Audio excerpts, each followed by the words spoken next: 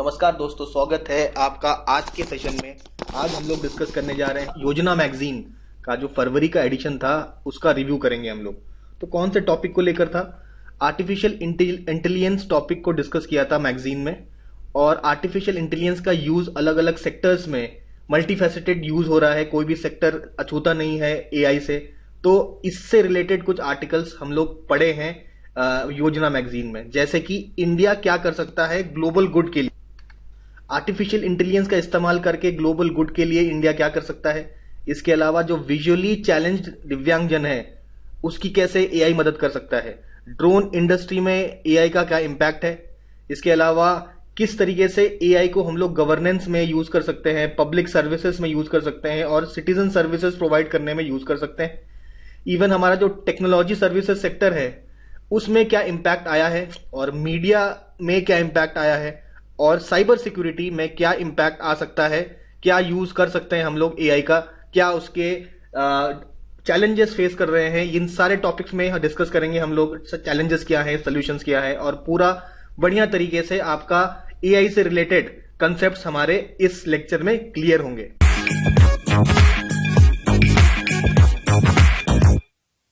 चलिए इस टॉपिक का एक शॉर्ट इंट्रोडक्शन देखते हैं। सबसे पहले हमें पता है कि जो एआई अभी जो एआई एज आ गया है, एआई का काफी ज्यादा बोलबाला चल रहा है, हर फील्ड में चल रहा है। तो इससे कुछ फायदे हैं। फायदे क्या है कि आपकी एफिशिएंसी, काम करने की एफिशिएंसी भी बढ़ रही है, प्रोडक्टिविटी भी बढ़ रही है। अब देखिए एफिशिएंसी और प्रोडक्टिविटी जो बढ़ रही है उससे फायदा क्या होगा। ऑब्वियसली इंडिया का जो ग्रोथ पोटेंशियल है आपका बढ़ेगा। जो ग्रोथ होगा इंडिया का, इकोनॉमिक ग्रोथ, उसमें भी हेल्प मिलेगी अगर एआई का हम लोग प्रॉपर इस्तेमाल करते हैं तो। और दूसरी बात है सोसाइटी को और बेटर करने की, सोसाइटी और ज्यादा बेटर हो जाएगी। हम एक बेटर सोसाइटी का निर्माण कर पाएंगे। तो क्योंकि सोसाइटी जैसे गवर्नमेंट का गवर्नेंस इजी हो जाएगा, और अगर एआई का प्रॉपर इस्तेमाल गवर्नमेंट करती है अलग अलग फील्ड में, तो सोसाइटी को भी बेटर बनाया जा सकता है। ग्रोथ पोटेंशियल भी इंक्रीज करेगा। Growth potential in the sense कि आपका जीडीपी का ग्रोथ भी हमें इंक्रीज कर सकते हैं हम लोग अगर हम एआई का प्रॉपर इस्तेमाल करें। लेकिन यहां पे एक खतरा भी है।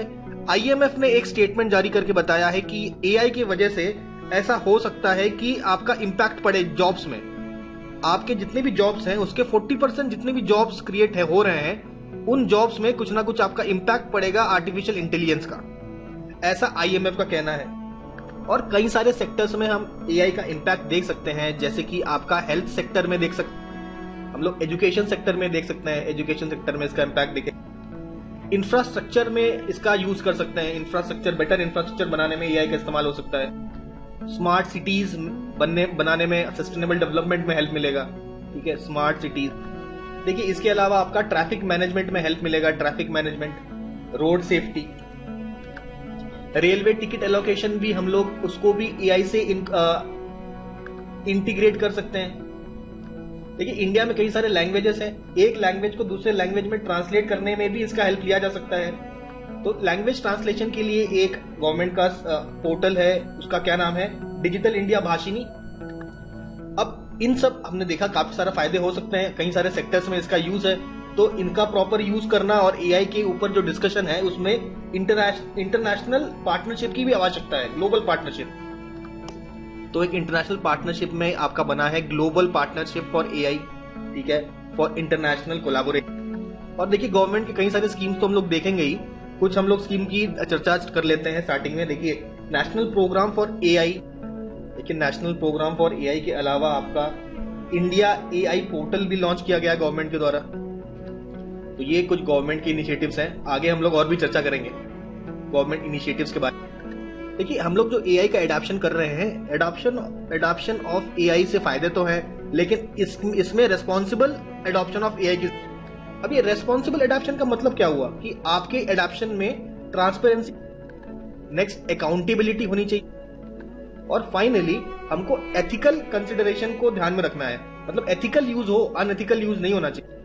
अब अनएथिकल का क्या मतलब है? अभी आप देख रहे हैं अनएथिकल यूज, जैसे कि डीप फेस का मालूम, डीप फेस का आपको पता है, जैसे किसी का आपका वीडियो लीक कर रहे हैं, उसके फेस में उसका फेस चेंज करके किसी और का फेस लगा दिया जाए।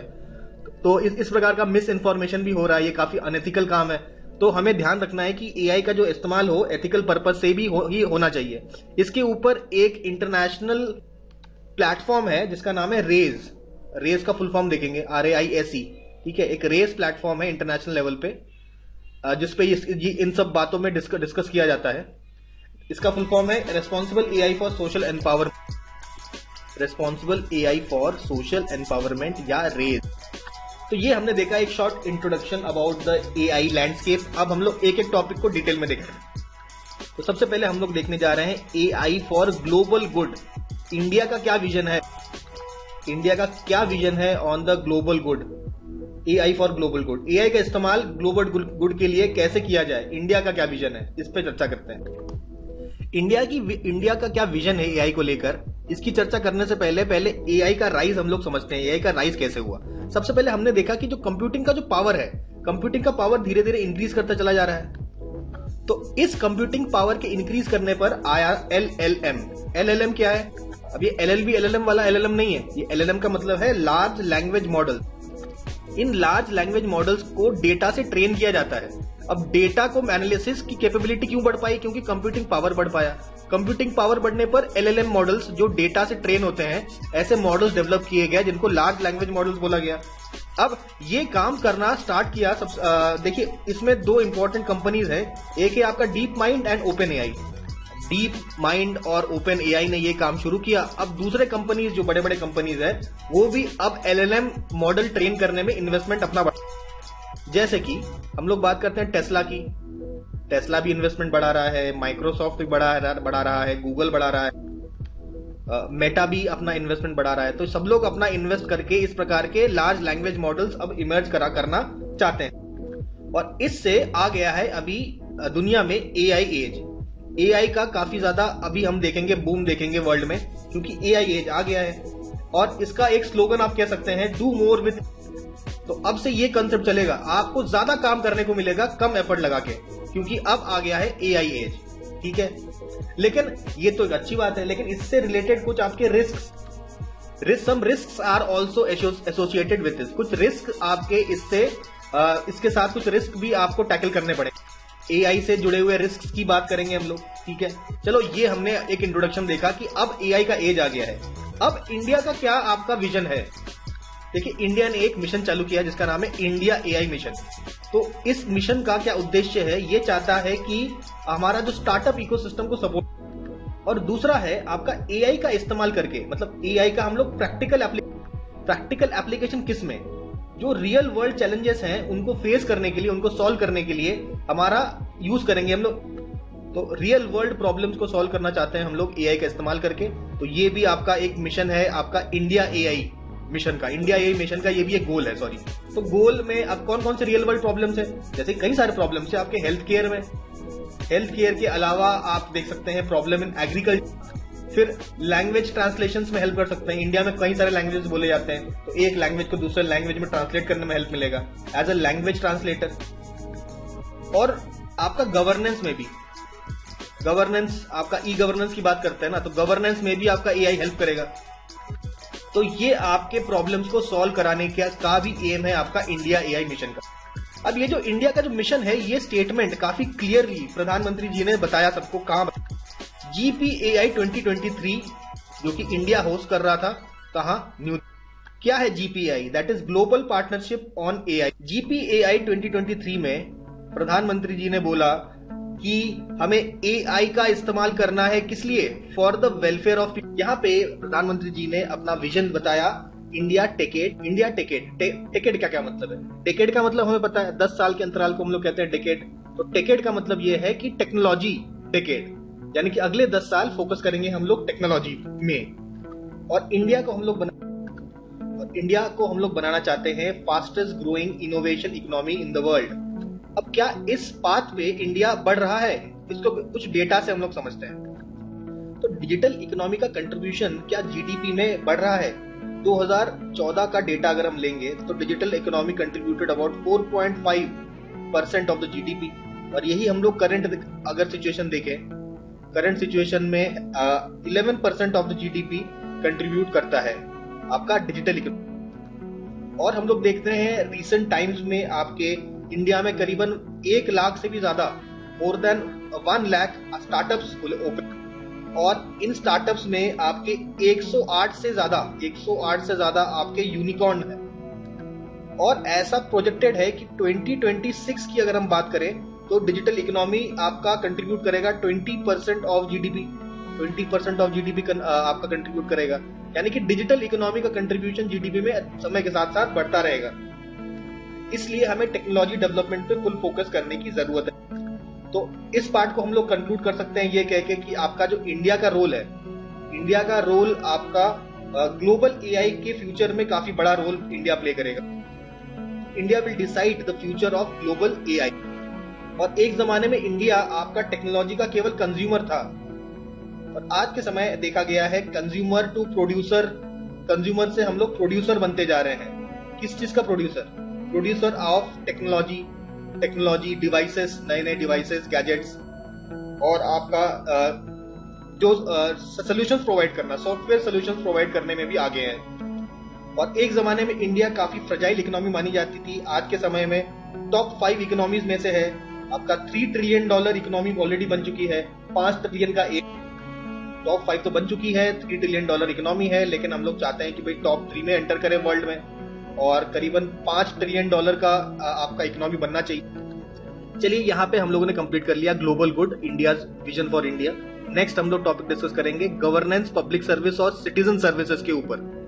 एआई का क्या यूज कर सकते हैं हम लोग in governance, public service and citizen services. काफी इंपॉर्टेंट टॉपिक है और इसमें कई सारे स्कीम्स वगैरह बताए गए हैं, तो इसको ध्यान में रखना जरूरी है। तो इंडियन गवर्नेंस और पब्लिक सर्विसेज में एआई का हम लोग क्या क्या यूज कर सकते हैं, इसके ऊपर ये आर्टिकल हम लोग पढ़ेंगे। तो what is the core idea? Core idea आपका इंडिया का क्या है?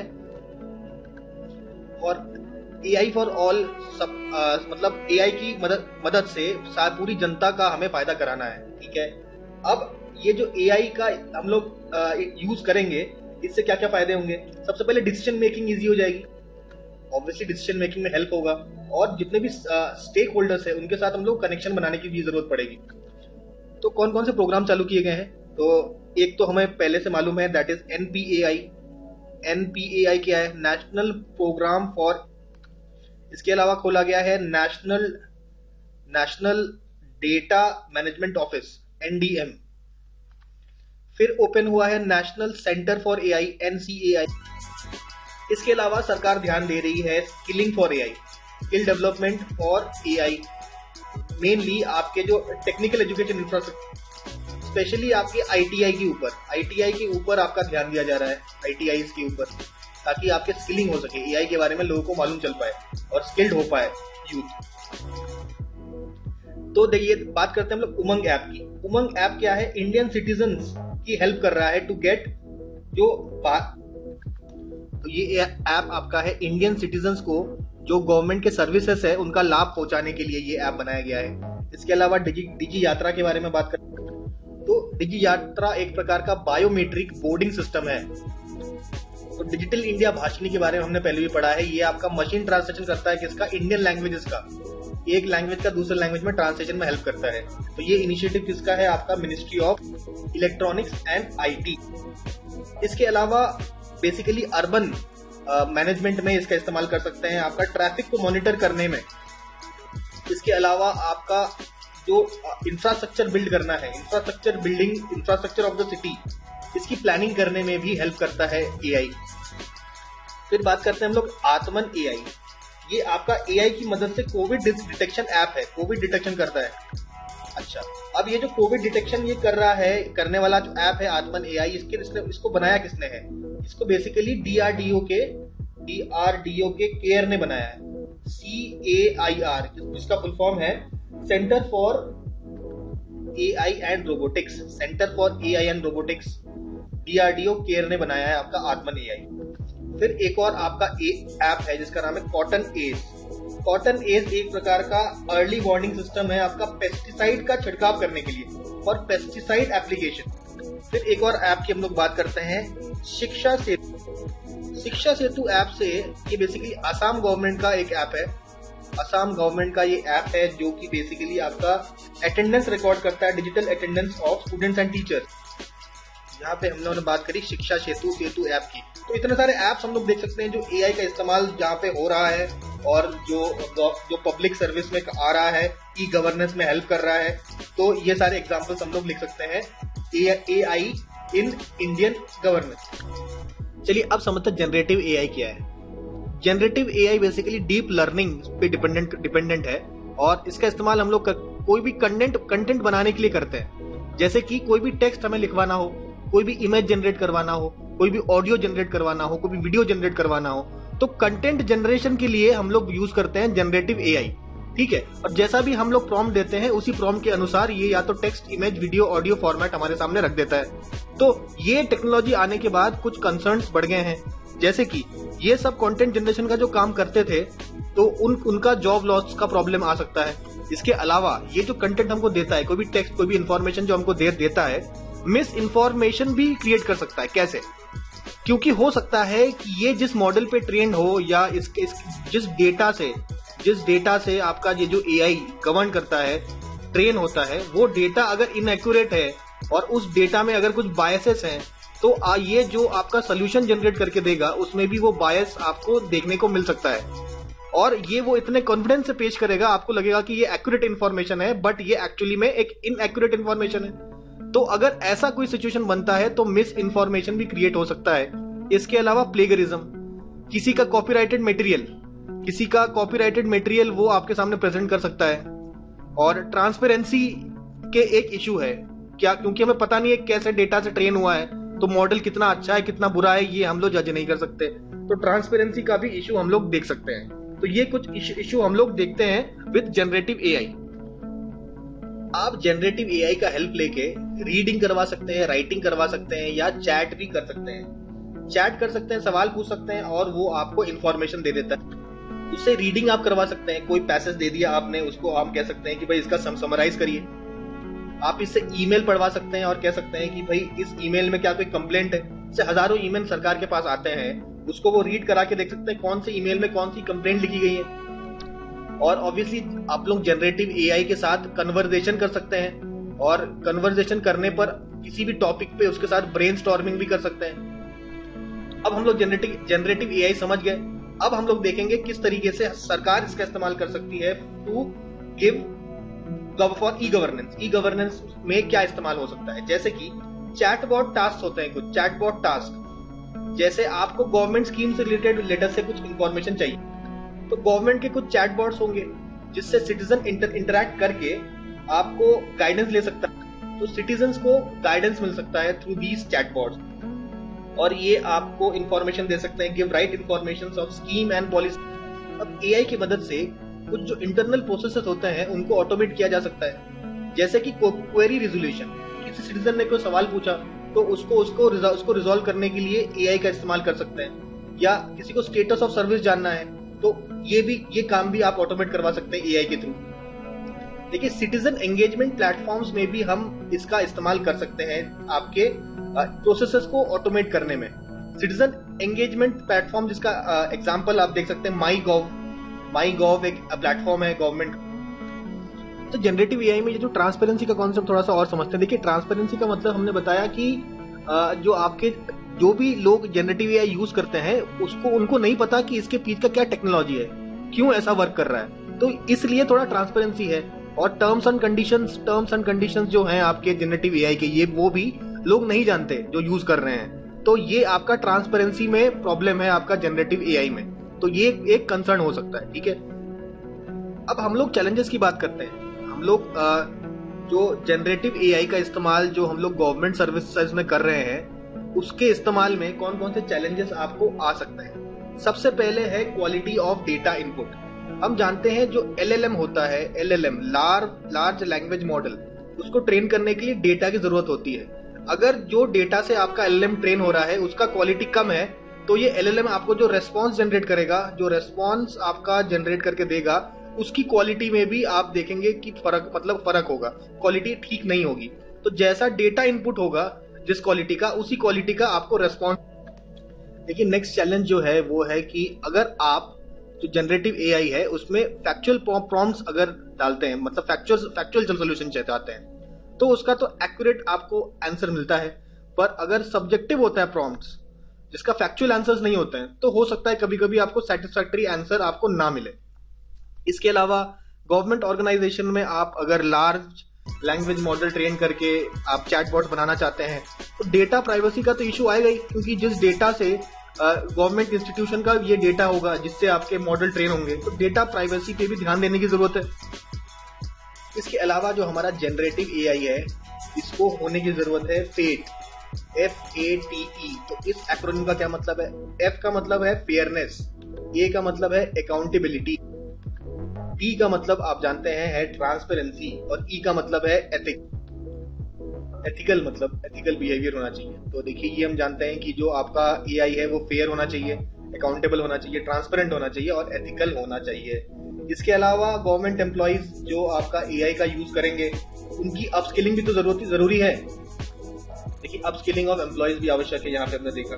तो जो आपके एम्प्लॉइज हैं उनको ऐसे सपोर्टिव कंडीशंस मिलनी चाहिए कि उनकी प्रॉपर अपस्किलिंग हो सके। देखिए अभी तक हम लोगों ने बात करी गवर्नेंस में एआई का इस्तेमाल, और कुछ हमने इनिशिएटिव देखे गवर्नमेंट के।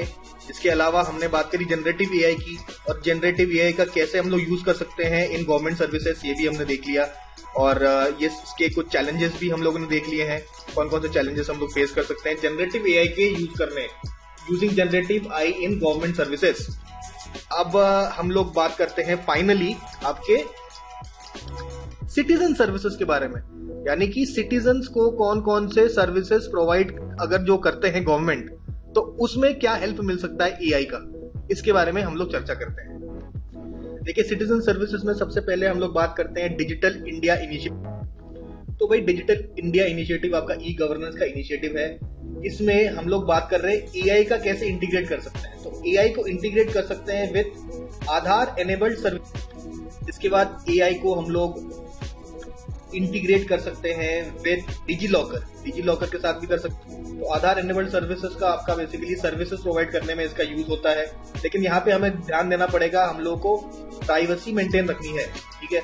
डिजीलॉकर आपके सर्टिफिकेट्स और आपके डॉक्यूमेंट्स को डिजिटल फॉर्मेट में सेव करने का ऑप्शन देता है, तो इसको भी हम लोग एआई के साथ इंटीग्रेट कर सकते हैं।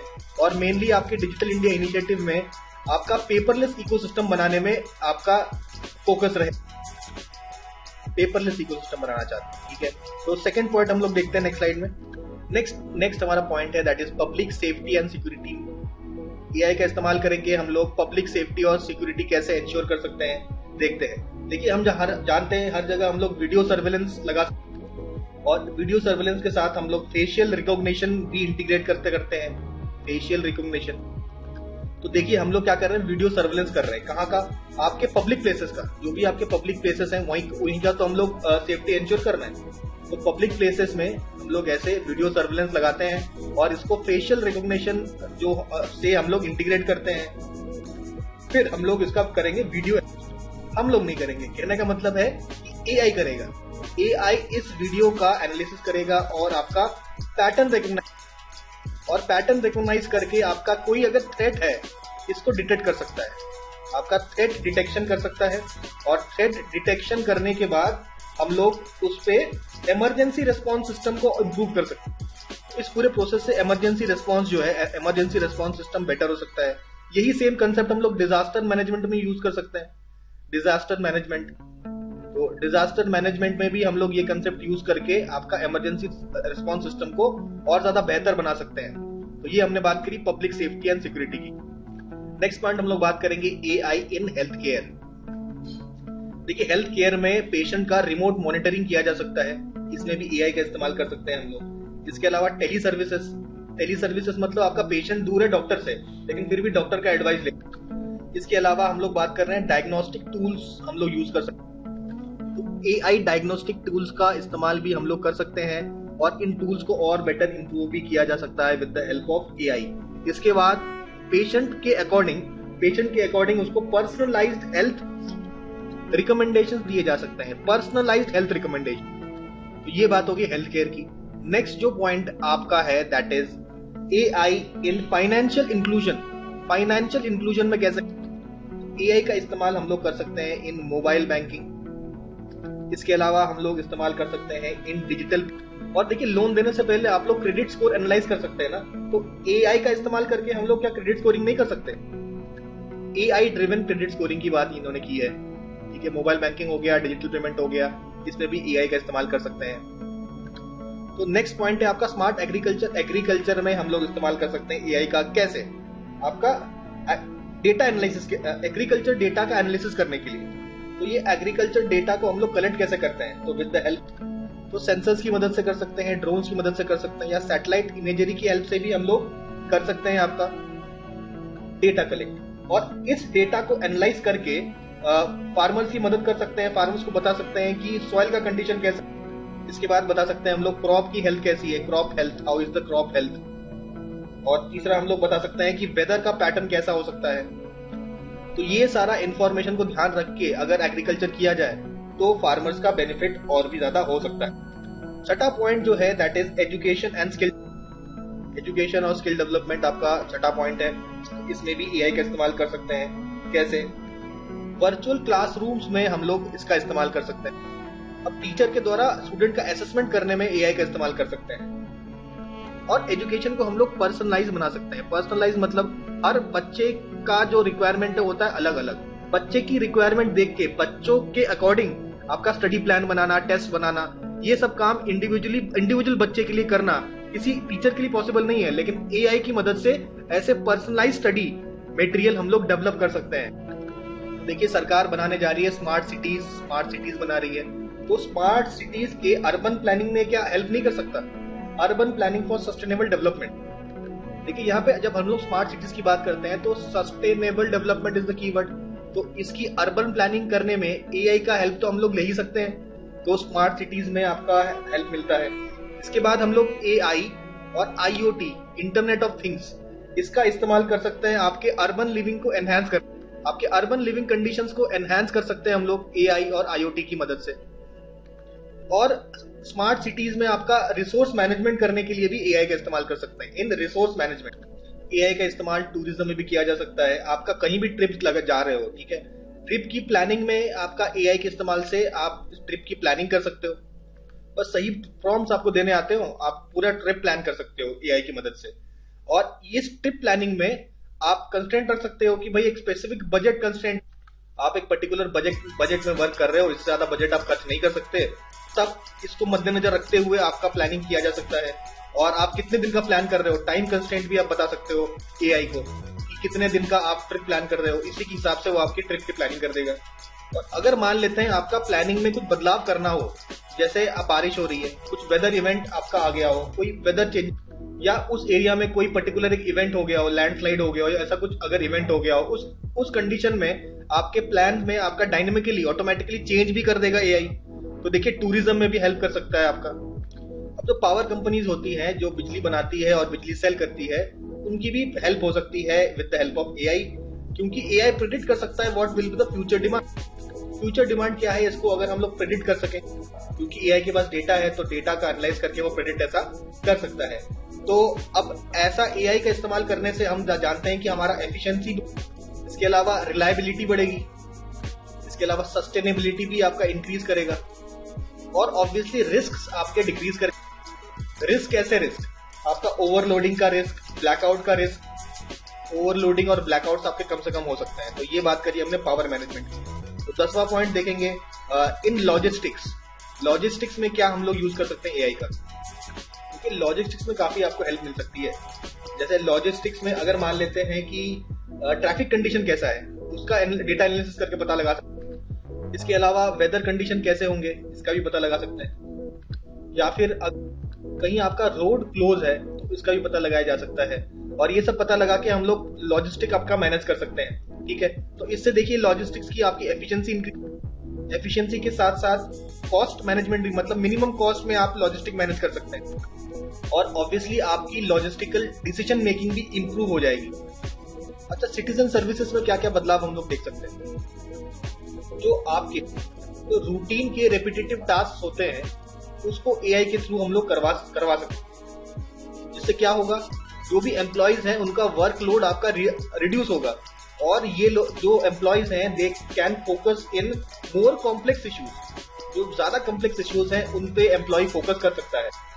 और ऑब्वियसली ऐसा अगर होता है तो आपके टास्क जैसे वर्कलोड अगर कम होता है तो हम लोग देख सकते हैं कि रेस्पॉन्स टाइम में भी कमी आ रही है। रेस्पॉन्स टाइम आपका डिक्रीज हो रहा है और आपका एक्यूरेसी इंप्रूव, कोई भी गलतियां नहीं होंगी और ऑब्वियसली एफिशिएंसी तो आपका इंप्रूव होगा ही।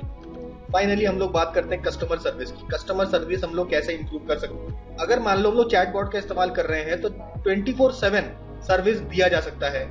आपका 24/7 जो भी क्वेरीज आते हैं कस्टमर के, उसका रिस्पॉन्स दिया जा सकता है क्योंकि एक बॉट कर रहा है, किसी इंसान को ये करने की जरूरत नहीं है। और यूजर एक्सपीरियंस आपका और बेटर, और इसी के साथ यूजर सेटिस्फैक्शन भी इंप्रूव होगा। इसके साथ साथ यूजर एक्सपीरियंस और सेटिस्फैक्शन के साथ साथ हम लोग बात कर सकते हैं आपके पर्सनलाइज कर सकते हैं हम एक्सपीरियंस। देखिए पर्सनलाइज एक्सपीरियंस मतलब कि हर व्यक्ति के आपके प्रेफरेंसेस अलग होते हैं, नीड्स अलग होती है। प्रेफरेंसेस नीड्स के अलावा आपके हिस्टोरिक इंटरेक्शन, जो भी पुराने इंटरेक्शंस हैं उस इंडिविजुअल पर्सन के, उसको ध्यान में रखते हुए उस पर्टिकुलर कस्टमर के लिए एक पर्सनलाइज्ड एक्सपीरियंस हम लोग बिल्ड कर सकते हैं with the help of AI. चलिए भाई, ई गवर्नेंस की बात कर ली हमने, पब्लिक सर्विस की बात कर ली और सिटीजन सर्विसेज की बात कर ली, जनरेटिव एआई की बात भी कर ली। अब हम लोग नेक्स्ट बात करते हैं टेक सर्विसेज। क्या टेक सर्विसेज के ऊपर एआई का कैसा इंपैक्ट पड़ेगा? देखिए टॉपिक लिखने वाले हैं हम लोग एआई का इस्तेमाल इन टेक सर्विसेज इंडस्ट्री। तो टेक सर्विसेज इंडस्ट्री का इंडिया में रोल काफी ज्यादा बड़ा है क्योंकि इसका जीडीपी में आपका योगदान काफी ज्यादा होता है। इसके अलावा आपके टेक सर्विसेज में देखिए जैसे कि आपके सॉफ्टवेयर कंपनीज जो है जो सॉफ्टवेयर वगैरह बनाते हैं वो टेक सर्विसेज आ गए। तो ये टेक सर्विसेज काफी लोगों को आपका एम्प्लॉयमेंट देती है और इन टेक सर्विस एम्प्लॉयमेंट भी देती है जिससे लोगों का लाइवलीहुड चलता। ये तो बात की हमने टेक सर्विसेज की। अब अगर हम बात करते हैं आपके जनरेटिव एआई की, तो जनरेटिव एआई जो इकोनॉमिक वैल्यू जनरेट करेगा आने वाले दिनों में, that is around 2.6 to 4.4 trillion US dollar. तो जनरेटिव एआई का देखिए इतना बड़ा मार्केट है और इस जनरेटिव एआई का हम लोग टेक में काफी इस्तेमाल कर सकते हैं। आपके टेक सर्विसेज में कैसे इस्तेमाल कर सकते हैं? जैसे कि हम लोग एआई का इस्तेमाल कर सकते हैं इन एनालिटिक्स, फिर हम लोग यूज कर सकते हैं इन ऑटोमेशन में तो यूज होता ही है। इसके अलावा हम लोग पर्सनलाइज कर सकते हैं कस्टमर इंटरेक्शन। देखिए कस्टमर इंटरेक्शन ही हम लोग पर्सनलाइज कर सकते हैं with the help of AI. अब हमने देखा कि टेक सर्विसेज में एआई का यूज कैसे करते हैं, लेकिन अब आगे हम लोगों को ये जो यूज हम लोग कर रहे हैं इसकी स्केलिंग करनी, मतलब यूज तो हो रहा है लेकिन किस स्केल पे यूज होगा उसको बढ़ाना है, मतलब ज्यादा बड़े स्केल में इसको हमें यूज करना है। इसके लिए ऑब्वियसली हमें इंफ्रास्ट्रक्चर डेवलप करना पड़ेगा। रोबस्ट इंफ्रास्ट्रक्चर हम लोग डेवलप करेंगे और प्रॉपर आपके एफिशिएंट एल्गोरिदम्स का इस्तेमाल, ठीक है, इंफ्रा डेवलप कर लिया, एल्गोरिदम्स का इस्तेमाल कर लिया। और केवल इतना करने से नहीं चलेगा, हमें मार्केट को समझना पड़ेगा। What are the market needs, market की क्या नीड, और मार्केट नीड समझने के बाद ही हम लोग प्रॉपर स्केलिंग कर सकते हैं। तो सबसे पहला हमने बात करी जो टेक्निकल सर्विसेज है उसकी स्केलिंग करने की जरूरत है। सेकंड पॉइंट देखेंगे ये understanding real world impact. Real world में, रियल बिजनेस में आपका इम्पैक्ट कैसा होगा एआई का, इसको भी समझने की। देखिए आने वाले सालों में, आने वाले 5 इयर्स में, 5 साल में आप देख सकते हैं कि मार्केट काफी ज्यादा इंक्रीज करेगा ऑफ एआई। तो देखिए जनरेटिव एआई का मार्केट अगर एक्सपेंड करेगा तो देखिए जीए जो आपका जीएआई है, जनरेटिव एआई का यूजेस अलग अलग क्षेत्र में बढ़ेगा। जैसे सेल्स में इसका यूज बढ़ेगा, सेल्स एक्सीलेंस में हेल्प कर रहा है। इसके अलावा आपका प्रोडक्टिविटी इंक्रीज करने में भी हेल्प करेगा। इसके अलावा बात करते हैं ये आपके सर्विस डिलीवरी को भी इंप्रूव करेगा। तो देखेंगे हम लोग इस तरीके से आप जनरेटिव एआई का इस्तेमाल कर सकते हैं, लेकिन कुछ प्रॉब्लम्स भी तो आएंगे। कुछ सिक्योरिटी मेजर्स पे ध्यान देने की जरूरत है। सिक्योरिटी मेजर्स के साथ साथ आपका जो एथिक्स है, एथिकल कंसिडरेशन भी आपको करना। तो इसके अंतर्गत हम लोग देखेंगे कि आपका डेटा प्रोटेक्शन मेजर्स लेने और कुछ एथिकल गाइडलाइंस जारी करने पड़ेंगे। और इंडस्ट्री को ऑब्वियसली आपका गवर्नमेंट के साथ और एकेडेमिया के साथ कोलैबोरेशन करना। तो भाई कोलैबोरेशन हम लोग करेंगे एकेडेमिया के साथ और गवर्नमेंट के साथ, एथिकल गाइडलाइंस लागू करेंगे, डेटा प्रोटेक्शन मेजर्स लागू करेंगे। और ये आप देख रहे हैं गवर्नमेंट और एकेडेमिया के साथ मिलके आपको ऐसा स्टैंडर्ड और फ्रेमवर्क डेवलप करना पड़ेगा। देखिए अभी हमने स्केलिंग कर ली, इम्पैक्ट देख लिया एआई का और आपका जनरेटिव एआई का इम्पैक्ट देखा, सिक्योरिटी मेजर्स की बात करी और फाइनली आपका जो अप्रोच रहना चाहिए, it should be human centric approach. अब ये ह्यूमन सेंट्रिक अप्रोच का मतलब क्या होता है अगले स्लाइड में समझते हैं। देखिए एआई का इस्तेमाल तो हम लोग कर रहे हैं, लेकिन कुछ चीजों का ध्यान देना पड़ेगा। पहली चीज है कि ठीक है एआई का इस्तेमाल आप लोग कीजिए, लेकिन एक ह्यूमन आई ओवरसाइट होने की जरूरत है। मतलब सारा काम आप एआई पे नहीं छोड़ सकते, एक ह्यूमन टच होने की जरूरत है कि ह्यूमन होना चाहिए जो काम को देखे ठीक से। और काम में ट्रांसपेरेंसी होने का काफी ज्यादा जरूरत है। ट्रांसपेरेंसी आपका फर्स्ट प्रायोरिटी होना चाहिए। मतलब काम कैसे हो रहा है, एआई पे सारा चीज छोड़ देना ठीक नहीं है। किस प्रकार से एआई काम कर रहा है उसको जानना भी काफी ज्यादा जरूरी होता है। और सारे प्रोसेस में हम लोगों को सेफ्टी मेजर को एम्बेड करने की जरूरत है। एम्बेडिंग सेफ्टी मेजर्स क्योंकि during the time of training, जब आप एलएलएम की ट्रेनिंग चालू करते हैं उसी समय से आपके सेफ्टी मेजर्स पे ध्यान देना जरूरी हो जाता है। और हर समय आपको इसको टेस्ट करना पड़ेगा फॉर बायस। आपके डेटा में कुछ बायसेस तो नहीं है। आपको through out the process, through out the AI development life cycle, पूरे लाइफ साइकिल में, एआई के डेवलप के लाइफ साइकिल में पूरे समय आपको प्रॉपर टेस्टिंग करनी पड़ेगी ताकि बायसेस ना आ गए हों। तो फाइनली हम लोग कंक्लूजन पे बात कर सकते हैं।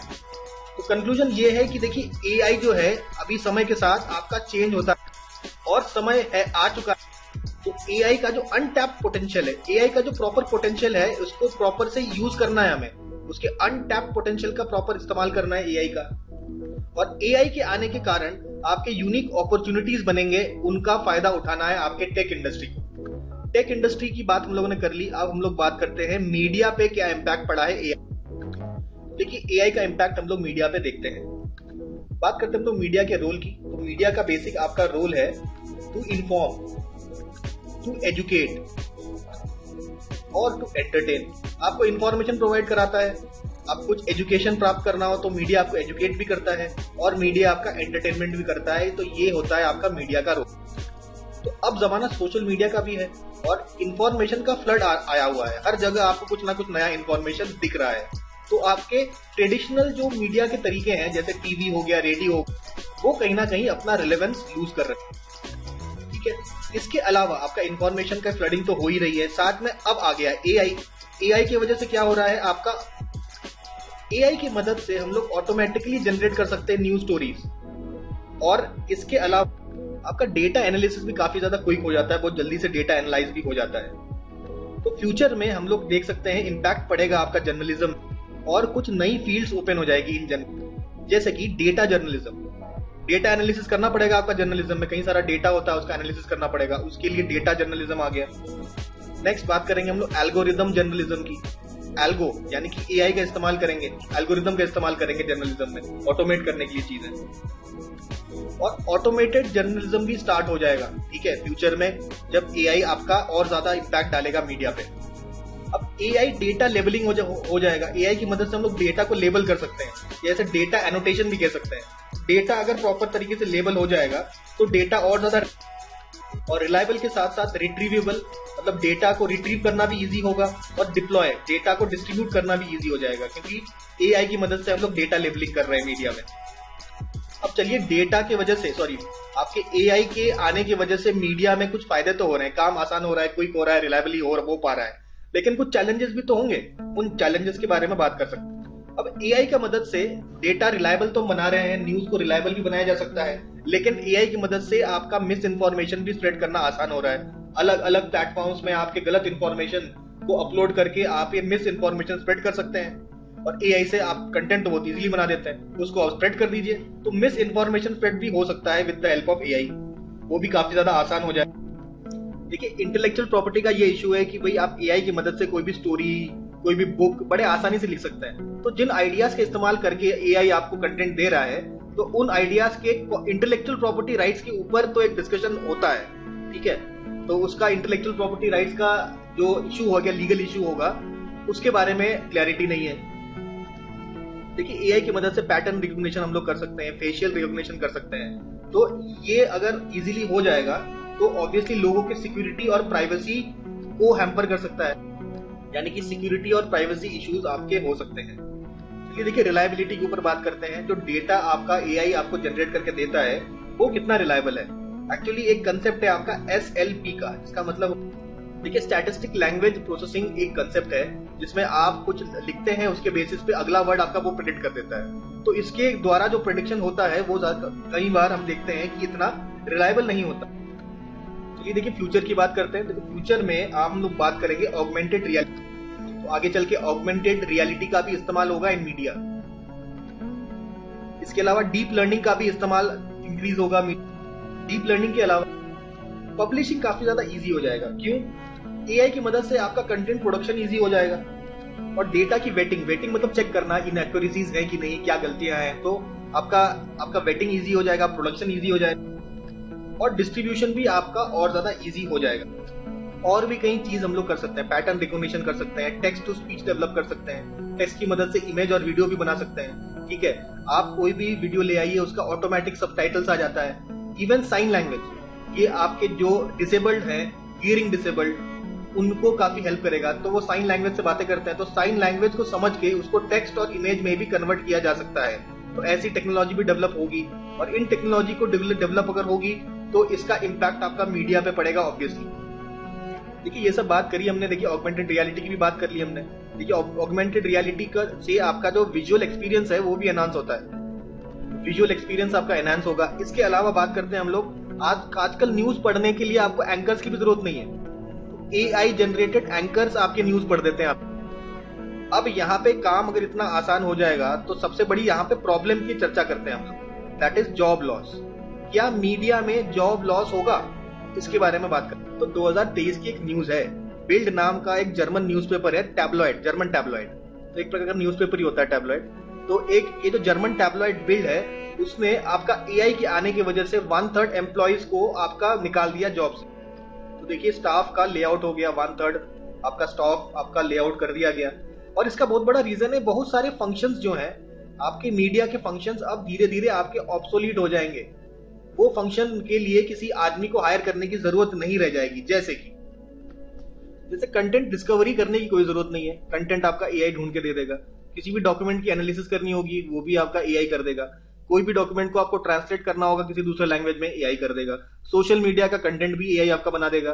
ठीक है, आपको कोई राइटिंग करनी है, ठीक है, कोई भी आपके स्पेशलाइज राइटिंग करनी हो सकती है, वो भी आपका एआई आपके लिए कर देगा।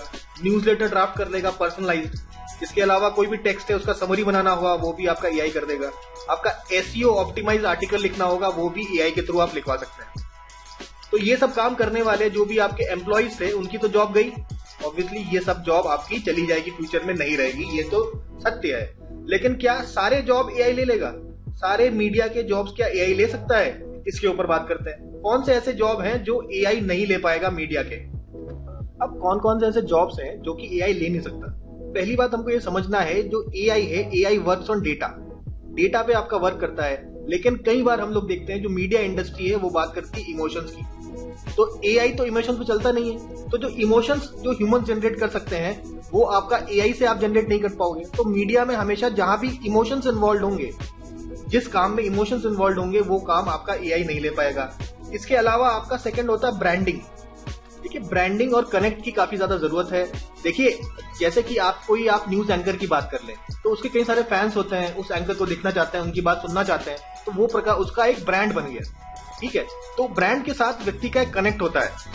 तो ये जो कनेक्ट है, जो एक पर्टिकुलर पर्सन के साथ लोगों का हो जाता है, ये एक पर्सनल टच देता है जो एआई तो ले नहीं सकता।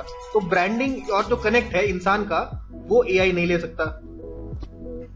देखिए, बात करेंगे हम लोग मोरालिटी और एथिक्स की। मोरालिटी और एथिक्स इंपॉर्टेंट है क्योंकि अभी एआई से हम लोग अनएथिकल काम भी कुछ लोग करते हैं। जैसे कि हम लोग डीप फेक्स की बात करते हैं, डीप फेक्स की बात हमने किया। और एक और हमें पता है कि अगर हम लोगों ने एलएलएम को बायस्ड डेटा से ट्रेन किया है, बायस्ड डेटा से अगर आप ट्रेन करेंगे तो इसका जो रिजल्ट है आपका बायस मिलेगा, आपको रिजल्ट भी बायस मिलेगा।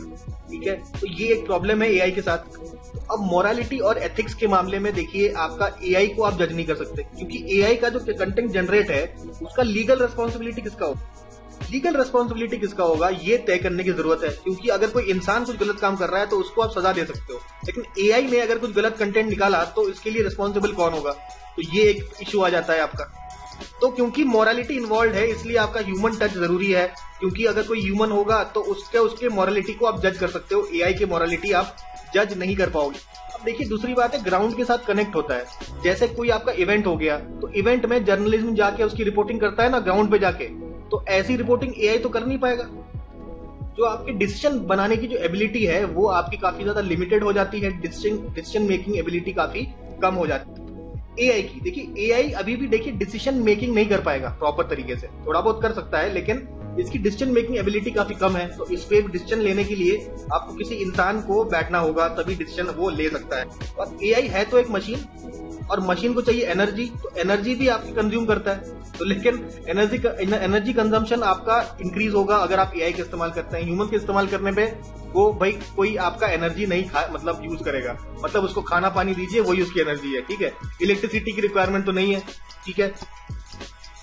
देखिए कंक्लूजन हम ये समझते हैं कि देखिए आपका चाहे कितना भी एआई आ जाए, आपको एक ह्यूमन फैक्टर की जरूरत है। Human factor should be there in the media. क्योंकि देखिए मीडिया को हम लोग कहते हैं fourth pillar of democracy. Fourth pillar of democracy हम लोग क्योंकि मीडिया को कहते हैं, तो इस मीडिया में आपका एआई का फुल टेक ओवर नहीं होना चाहिए।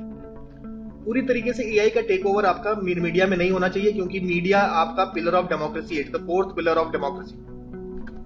चलिए नेक्स्ट टॉपिक अब लोग बात करते हैं ऑन विजुअली चैलेंज्ड पीपल। जो विजुअली चैलेंज्ड पीपल है उनको किस तरीके से एआई की मदद से हेल्प मिल सकती है, ये देखेंगे हम लोग नेक्स्ट टॉपिक। देखिए अब विजुअली चैलेंज्ड लोगों को हम लोग कह सकते हैं विजुअली चैलेंज या दिव्यांगजन। तो विजुअली चैलेंज्ड है, या पीडब्ल्यूडी भी बोल सकते हैं, पर्सन विद डिसेबिलिटीज। तो टोटल विजुअली चैलेंज्ड जो लोग हैं पूरी दुनिया में, that is about 250 million. 250 million आपके विजुअली चैलेंज्ड लोग हैं वर्ल्ड। तो सबसे पहला चीज है कि अगर कोई विजुअली चैलेंज्ड है तो उसका डिटेक्शन हो पाए प्रॉपर। तो डिटेक्शन करने के लिए एआई का इस्तेमाल हम लोग कर सकते हैं। कैसे? यहाँ बात करी हमने गैस की। गैस क्या है? इसका फुल फॉर्म है गूगल एक्सेलरेटेड साइंस। ये गूगल एक्सेलरेटेड साइंस, इसकी मदद से हम लोग क्या कर सकते हैं? तो ये है आपका एआई। एआई डिटेक्ट करता है आपके बायोमार्कर्स। कहां से बायोमार्कर्स डिटेक्ट? तो एक एचडी इमेज ऑफ आई हम लोग अगर ले लें, आई डेफिनेशन आपका इमेज आई का अगर लेते हैं, तो उसको देखकर कुछ बायोमार्कर्स आइडेंटिफाई कर सकता है ये एआई। और इस बायोमार्कर से पता चलता है कि व्यक्ति में आपके विजुअल इंपेयरमेंट है, ठीक है। पहले ही अगर डिटेक्ट हो जाएगा विजुअल इंपेयरमेंट का, तो इसका इलाज करना भी आपका आसान हो जाता है। इसके अलावा आपका एजुकेशन में भी हेल्प करेगा with the help of voice manoeuvrability interface. तो इस इंटरफेस के थ्रू आपका वॉइस साउंड के माध्यम से जो आपके विजुअली इम्पेयर्ड है उनको एजुकेशन में भी हेल्प मिल सकती है। तो जो भी विजुअली इम्पेयर्ड होते हैं उनके सोशल लाइफ और इंडिपेंडेंस को भी हम लोग हेल्प कर सकते हैं एआई की मदद से। तो एआई की मदद से हम लोग बना सकते हैं कुछ ऐसे डिवाइसेस या ऐसे गैजेट्स जिनकी मदद से उनका लाइफ और ज्यादा इजी हो जाएगा। गवर्नेंस में कैसे हेल्प करेगा देखेंगे। देखिए गवर्नेंस की बात करें तो बायोमेट्रिक वेरिफिकेशन कर सकते हैं हम लोग। तो जैसे कोई भी आप मतलब गवर्नमेंट इंस्टीट्यूशन में जाते हैं तो फॉर्म भरिए, सारे काम करिए, तो ये किसी मतलब विजुअली इम्पेयर्ड के लिए तो प्रॉब्लम है। तो अगर बायोमेट्रिक वेरिफिकेशन करने के बाद वो सेवा ले सकता है आपका, तो क्या तो जो डिजिटल गवर्नेंस का जो टर्मिनल है उसको रीडिजाइन करना पड़ेगा। It has to be redesign. उसको रीडिजाइन करना पड़ेगा फॉर विजुअली इम्पेयर्ड पीपल, ताकि जो विजुअली इम्पेयर्ड है they can interact with the internet based portals. जो ये पोर्टल्स हैं इंटरनेट बेस्ड, इनके साथ विजुअली इम्पेयर्ड व्यक्ति प्रॉपर इंटरैक्शन कर पाता है। इसके अलावा एआई कैमराज हम लोग लगा सकते हैं इन पब्लिक प्लेसेस। आप लोग पब्लिक प्लेसेस जो है उसमें आप एआई कैमराज लगाइए ताकि इसको असिस्ट किया जा सके, ताकि जो आपके विजुअली चैलेंज लोग हैं उनको असिस्टेंस मिल सके, ठीक है। एआई कैमराज मतलब नेविगेशन करने में अगर हर जगह कैमराज लगे हैं तो किसी भी व्यक्ति को इन कैमराज की मदद से कौन सा रास्ता पकड़ना है, कौन सा रास्ता मतलब उसको उनको गाइडेंस मिल सके विजुअली इम्पेयर्ड लोगों को, ठीक है। तो ऐसे एआई कैमराज हम लोग बिल्ड कर सकते हैं। चलिए ये वाला टॉपिक यही खत्म करते हैं। चलिए अब बात करते हैं हम लोग एआई का इस्तेमाल कैसे कर सकते हैं इन ड्रोन इंडस्ट्री। ड्रोन इंडस्ट्री में क्या इसका यूज है। देखिए सरकार चाहती है कि इंडिया को बाय 2030 एक ड्रोन हब बना दिया। अब देखिए ड्रोन के क्या क्या फंक्शंस हैं, क्या क्या कहाँ इसका एप्लीकेशन होता है, उस पर देखते हैं। सबसे पहले तो बात करेंगे हेल्थ केयर इंडस्ट्री में कहाँ यूज हो सकता है। जैसे आपका वैक्सीन और मेडिसिन। देखिए वैक्सीन और मेडिसिन का हम लोग डिलीवरी कर सकते हैं। जैसे कोविड में हम लोग देखते थे कि भाई आप लोग टच नहीं कर सकते, तो आप ड्रोन के थ्रू वैक्सीन और मेडिसिन पहुंचा सकते हैं जहां जहां रिक्वायरमेंट होता है। इसके अलावा आपका कोविड के दौरान हम लॉकडाउन पेट्रोलिंग में लॉकडाउन को तोड़ रहा है कि नहीं, तो ड्रोन के थ्रू हम लोग देख सकते हैं, पेट्रोलिंग कर सकते हैं। इसके अलावा डिसइंफेक्टेंट को स्प्रे करना, स्प्रेइंग डिसइंफेक्टेंट, ये भी ड्रोन की मदद से किया जाता है। तो ये सब हेल्थ केयर के एप्लीकेशंस हो गए। तो सेकंड एप्लीकेशन है वो है वेदर फोरकास्टिंग में हम लोग ड्रोन का यूज कर सकते हैं।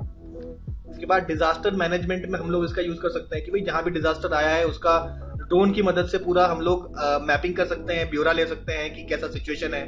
तो ये हो गया ड्रोन आपका डिजास्टर मैनेजमेंट, वेदर फोरकास्टिंग देख लिया हमने। और सबसे ऑब्वियस इसका यूज है आपका डिफेंस इंडस्ट्री में, किसमें आपका मॉनिटरिंग पर्पज में और कॉम्बैट पर्पज में हम लोग इसका इस्तेमाल कर सकते हैं। इसके अलावा एग्रीकल्चर में इसका काफी ज्यादा यूज हुआ है। यहाँ पे हम एग्जाम्पल किसकी बात कर रहे हैं, हम लोग किसान ड्रोन का एग्जाम्पल लेते हैं। देखो किसान जो ड्रोन है उसकी मदद से हम लोग क्रॉप का असेसमेंट कर पाते हैं, इंसेक्टिसाइड का स्प्रे कर पाते हैं। इसके अलावा हेल्थ केयर सेक्टर में आप देख सकते हैं आई ड्रोन्स का इस्तेमाल करके आपके मेडिसिन और वैक्सीन वगैरह हम लोग डिलीवर करा सकते हैं। इसके बाद देखिए केदारनाथ का रिकंस्ट्रक्शन करने में भी ड्रोन्स का इस्तेमाल किया गया था। गंगा को साफ रखने में नमामि गंगा प्रोग्राम बनाया गया, इसमें भी ड्रोन्स का हमने इस्तेमाल। इसके बाद बात करेंगे हम लोग पीएम स्वामित्व योजना में क्या क्या बात की गई है। तो सबसे पहले हर विलेज का देखिए, विलेज का डिजिटल मैपिंग करने की बात है आपका पीएम स्वामित्व योजना में। डिजिटल मैपिंग करेंगे हम लोग विलेजेस का। इसके अलावा डिजिटल प्रॉपर्टी कार्ड्स भी हम लोग इशू करेंगे विलेजेस को। फिर बात करते हैं हम लोग मिशन ड्रोन शक्ति की। मिशन ड्रोन शक्ति में आपका drone as a service develop करने की बात हो रही है मिशन ड्रोन शक्ति। फिर ड्रोन इंडस्ट्री को रेगुलेट करने के लिए ड्रोन रूल्स बनाए जाते हैं 2021 तो बेसिकली कमर्शियल यूज और इंडस्ट्रियल यूज ड्रोन्स का करने के लिए क्या कौन कौन से रूल्स फॉलो करने पड़ेंगे, वही है आपके ड्रोन रूल्स 2021। इसके अलावा ड्रोन एयर स्पेस मैप निकाला गया है, कौन कौन से जोन है जहां पे हम लोग ड्रोन उड़ा सकते हैं, कौन कहां नहीं उड़ा सकते, तो इसके लिए आपका एयर स्पेस का मैप बनाना जरूरी है। इसके बाद हम लोग बात करते हैं unmanned aircraft system UAS traffic management policy framework भी बनाया गया है गवर्नमेंट के द्वारा। फिर ड्रोन सर्टिफिकेशन स्कीम चालू किया गया है 2022 में। फाइनली आपके ड्रोन इंपोर्ट पॉलिसी भी बनाया गया है 2020। ड्रोन इंपोर्ट पॉलिसी के अलावा आपका पायलट्स को ट्रेन करने के लिए ड्रोन स्कूल्स भी बनाए जा रहे हैं, drone schools to train pilots. ठीक है, जो ड्रोन उड़ाएंगे उन पायलट्स की बात की गई है और इन पायलट्स को फिर लाइसेंस भी दिया जा रहा है। अब हम लोगों ने यहाँ पे चर्चा कर ली, फाइनली ड्रोन इंडस्ट्री की भी चर्चा कर ली, एआई का इस्तेमाल ड्रोन इंडस्ट्री में कैसे हो रहा है। और फाइनल हम लोग टॉपिक अभी कवर करेंगे साइबर सिक्योरिटी पे क्या फोकस करना है हमें एआई से रिलेटेड। देखिए साइबर सिक्योरिटी की चर्चा आरंभ करते हैं ये जानते हुए कि टोटल एक्टिव इंटरनेट यूजर्स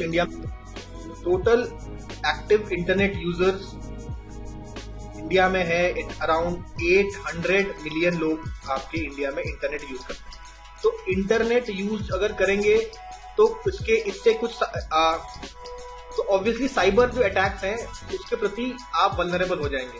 तो 2023 में एक और डेटा है जो कहता है कि आपके 1 बिलियन साइबर अटैक कंट्री में हुए हैं, 1 बिलियन साइबर अटैक्स।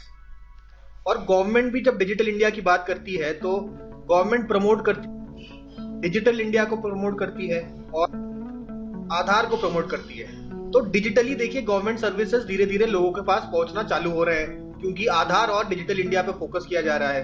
तो अभी भी देखिए जब हम लोग बात करते हैं इतने साइबर अटैक्स हो रहे हैं तो कहीं ना कहीं ये साइबर अटैक से डील करना जरूरी है और इसमें हम लोग को हेल्प करता है एआई को हम लोग यूज कर सकते हैं साइबर। तो एआई का इस्तेमाल करेंगे हम लोग लोगों को साइबर सिक्योरिटी प्रोवाइड करने में। अब एआई के आने की वजह से आपके कुछ अपॉर्चुनिटीज आपको एक्स्ट्रा मिलने लगी है और अपॉर्चुनिटीज के साथ एआई की वजह से कुछ वल्नरेबिलिटी भी इंक्रीज। तो एआई के इस्तेमाल से हम लोग देखते हैं कि आपका थ्रेट डिटेक्शन काफी ज्यादा ऑटोमेट कर सकते हैं हम लोग।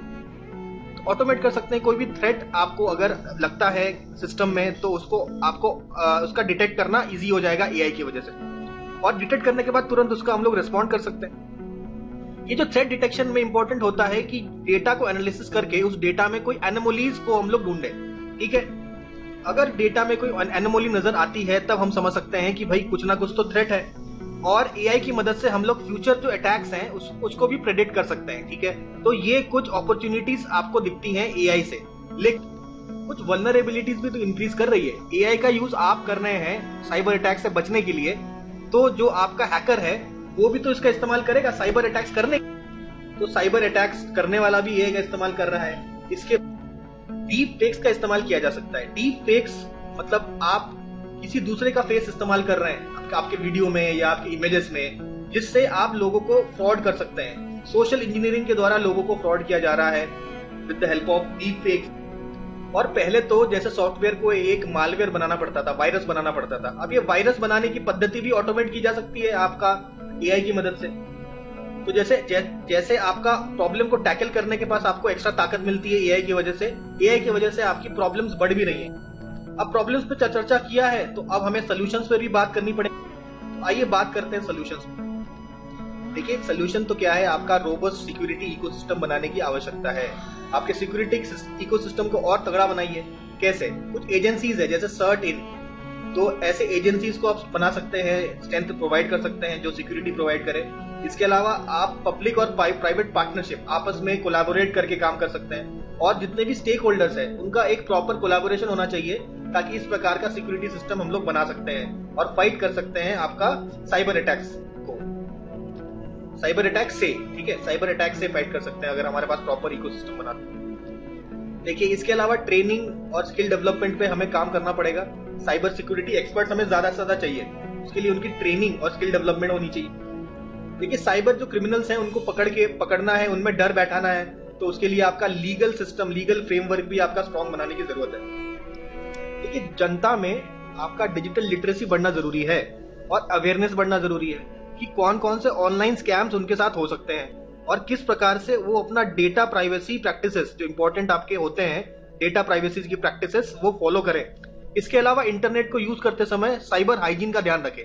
साइबर हाइजीन का मतलब है डूज ऑन डोंट्स, क्या कार्य करना है, क्या नहीं करना, कोई गलत फाइल डाउनलोड नहीं करना, तो कुछ गलत साइट विजिट नहीं करना। ये कुछ आपके इंपॉर्टेंट एस्पेक्ट है जो लोगों को पता होने चाहिए। इंटरनेट यूज करते समय क्या डूज एंड डोंट्स है, उनकी जानकारी होनी चाहिए। इसी को बोल दिया है साइबर हाइजीन। और फाइनली ये कुछ सिस्टम्स में हमको इन्वेस्ट करना है। आपका साइबर सिक्योरिटी में आपका रिसर्च एंड डेवलपमेंट करने की जरूरत है, जिससे हमारे जो इकोसिस्टम को और ज्यादा बल मिले और हम लोग इजीली थ्रेट को डिटेक्ट कर सकें और प्रॉपर रिस्पॉन्स कर सकें। तो इसके लिए हमें साइबर सिक्योरिटी में इन्वेस्ट करने की भी जरूरत है, यानी कि गवर्नमेंट को इन्वेस्ट करने की जरूरत है आपके साइबर सिक्योरिटी में। और ऑब्वियसली प्राइवेट एंटरप्राइजेस को अपने सिस्टम को सिक्योर बनाने के लिए इन्वेस्टमेंट करती है, तो प्राइवेट हो या पब्लिक हो, इन्वेस्टमेंट बढ़ाने की जरूरत है और रिसर्च भी बढ़ाने की जरूरत है। देखिए एआई की मदद से कैसे करेंगे एक बार शॉर्ट में देखते हैं। सबसे पहले एनालाइज, नेटवर्क में क्या ट्रैफिक है एनालाइज करते हैं। उसके बाद देखते हैं यूजर का क्या क्या बिहेवियर है। उसके बाद सिस्टम क्या जो लॉग्स हैं उसको चेक करते हैं, और फिर देखते हैं कोई एनोमलीज तो नहीं है, और इसको देखने के बाद तुरंत आपका रेस्पॉन्ड कर देते हैं। ये होता है पूरा प्रोसेस एआई से आपका साइबर जो अटैक्स हैं उनसे कैसे फाइट करना है। फिर हम लोग बात करते हैं वल्नरेबिलिटी स्कैनिंग। सिस्टम में कोई भी वल्नरेबिलिटी है, एआई आपका ऑटोमेटिकली उसको स्कैन कर देता है और उसको पैच कर देता है, और इस तरीके से कांस्टेंट अपडेट करता रहता है सिस्टम को और पूरी तरीके से प्रोटेक्टेड रहता है। मतलब हर कुछ समय के बाद आपका ये जो प्रोसेस है वल्नरेबिलिटी स्कैन करने का, उसको ठीक करने का, ये कांस्टेंट बेसिस पर चलता रहता है। तो इसी को कहते हैं अपडेट। यही अपडेशन आपका रेगुलर चलता रहता है, तो सिस्टम हमेशा आपका प्रोटेक्टेड रहता है एआई सिस्टम की हेल्प से। फाइनली देखिए एआई की मदद से जो भी फ्रॉड है उससे प्रिवेंट कर सकते हैं। कैसे? आपके कोई भी सस्पिशियस अगर पैटर्न कहीं भी देखने को मिलेगा तो एआई तुरंत उसे रिकॉग्नाइज कर देगा और सिस्टम को बताएगा कि भाई ये एक सस्पिशियस पैटर्न है, इस पे ध्यान दीजिए। तो कोई भी फ्रॉड को प्रोटेक्ट किया जा सकता है इस तरीके से। बेसिकली पैटर्न रिकॉग्निशन का काम है एआई की हेल्प से। उसके बाद क्राइम इन्वेस्टिगेशन, साइबर क्राइम के इन्वेस्टिगेशन में एआई की मदद ले सकते हैं हम लोग। कैसे? जो अटैकर्स है उनको आइडेंटिफाई करने में, और अगर कोई फ्यूचर में अटैक होने वाला है कि नहीं उसको प्रेडिक्ट भी आपका एआई की मदद से हम लोग कर सकते हैं, और फोरेंसिक डेटा जो मिले उसका एनालिसिस करने में भी आपका हेल्प होता है। तो साइबर क्राइम इन्वेस्टिगेशन में भी हम लोग हेल्प लेते हैं एआई का। तो फाइनली कंक्लूजन में हम लोग क्या लिख सकते हैं? देखिए एथिकल रीजंस, एथिकल कंसिडरेशंस पे वर्क करने की जरूरत है जब एआई की बात करते हैं। तो ट्रांसपेरेंसी होनी चाहिए, सिस्टम कैसे वर्क कर रहा है उसको हमें पता होना चाहिए, और सिस्टम आप पे अकाउंटेबिलिटी होनी चाहिए। एआई का यूज कर रहे हैं तो अगर कुछ गलत होता है तो किसी की अकाउंटेबिलिटी बननी चाहिए, ठीक है। उसके बाद ह्यूमन ओवरसाइट की जरूरत हमेशा रहेगी, और हमेशा इस पे फोकस करना है कि ह्यूमन ओवरसाइट हमेशा रहे ऑन एआई। उसके बाद हम लोग इंटरनेशनल कोऑपरेशन पे वर्क कर सकते हैं, सिक्योर बनाने के लिए हमारे सिस्टम्स को सारे कंट्रीज मिलकर ये काम कर सकते हैं, और ऑब्वियसली R&D पे हमें फोकस करना पड़ेगा। तो यहाँ पे हम लोग एआई के बारे में जितनी भी बातें थी आज के डिस्कशन में हमने यहाँ पे कंप्लीट की। आई होप आप लोगों को अच्छी लगी होगी। तो इसको रेगुलर बेसिस पे आप रिवाइज कर सकते हैं, 1-2 बार देख सकते हैं, और अगर मेंस में इसके रिलेटेड क्वेश्चंस हैं तो इतने मैटर आपके पास है कि आप उसको अच्छे से अटेंड कर सकते हैं। तो इसी के साथ ही हम लोग आज का सेशन समाप्त करते हैं।